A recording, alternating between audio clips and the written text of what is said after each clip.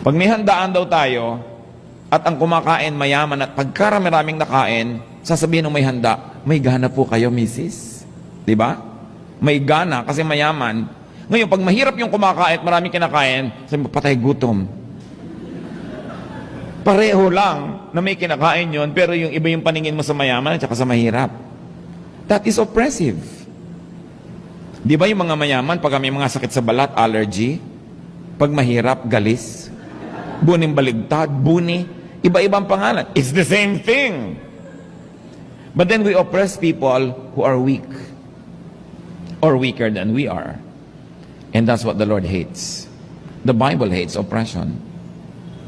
So mas mahirap ang tao, mas mukhang walang ranggo, mas mukhang walang sinasabi sa buhay, mas irerespeto mo. Kasi mas manipis yun. Mas maramdamin. Mas